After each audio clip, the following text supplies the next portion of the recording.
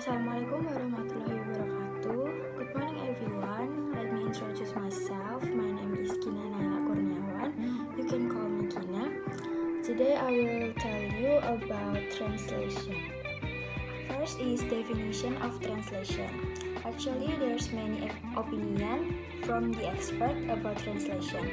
But basically, translation is activity of transferring meaning from one language into another language without change the meaning.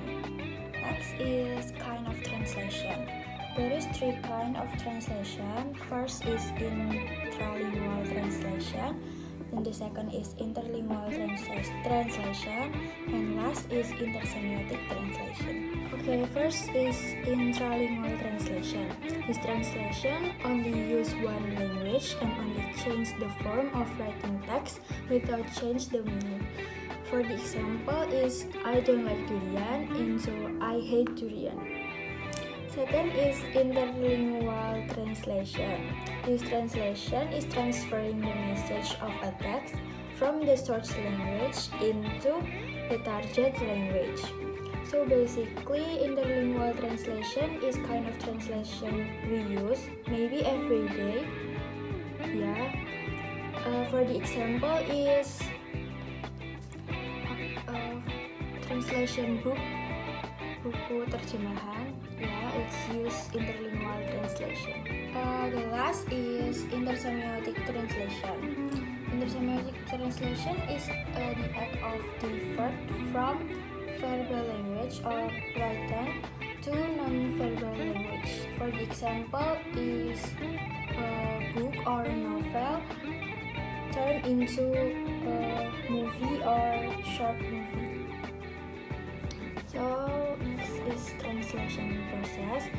Translation have three process. First is analysis phase, transfer phase, and reconstruction phase. First is analysis phase. At this step, we can analyze the message contained in the source language. At this step, we must be able to guess the meaning the writer want to say. Okay, next is transfer phase. At this step, the intention is to transfer the result of the analysis to the brain and look for connection between words and meaning contained in the source language. Okay, the last step is reconstruction phase. This step is delivery step through rewriting the meaning contained in the source language into the target language. Next is method of translation. From UMART, there is 8 method of translation, so I will tell you that 8 method of translation. First is word-of-word translation. The word-of-word method emphasizes the meaning of each word in the text. But of course, this type of method will not provide maximum result because the context in this method does not notice. For the example is I buy a good book. In Indonesia, if you use word-of-word translation, the meaning is saya beli bagus buku. Okay, second is literal translation. This type still not focus on the context of the existing text, but the construction in the target language is changed as closely as possible. For the example is the thief was sent to the prison.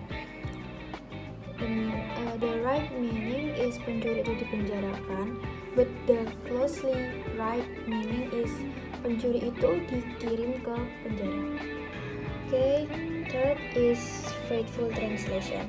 This method ensures that the translation results are truly faithful the meaning of the source. But this method not enough to produce result translation that can be accounted for in terms of context and linguistic target language. Okay, fourth is semantic translation. This type of translation is more flexible than faithful translation and afford an opportunity that translators' creativity in arranging words without following fidelity completely on the source language. Okay, next is adaptation. This translation method is freeze translation. Usually, the adaptation method is used in comedy and poetry texts. Okay, the next is free translation. Free translation method which prioritize the content rather than the form of the source language. Next is idiomatic translation. This method still maintains the meaning in the source text. Translation usually use colloquial diction and style the translation. This has the effect that the translation result not stiff or doesn't look like translated text. Okay, the last method is communicative translation. The communicative translation method is a method that emphasizes the communicative side of a text. Okay, the last is translation strategy. From Vinay and Bernard, there is three kinds of strategy: is borrowing, calque, and literal translation. First is borrowing. This concept is using words from the source language and inserting them into target text as a form of translation. This concept divided into three types. First is natural borrowing, the second is pure borrowing, and last is cultural borrowing. Next is calque. Calque is typical technique of borrowing where the expression or the structure of the source language is transferred literally into the target language or translated word. This concept divided into two types. First is lexical calque and last is structural calque. Okay, the last is literal translation.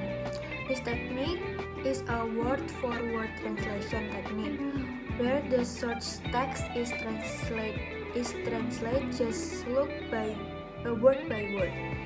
This translation technique can be used if the source language and target language are similar linguistic.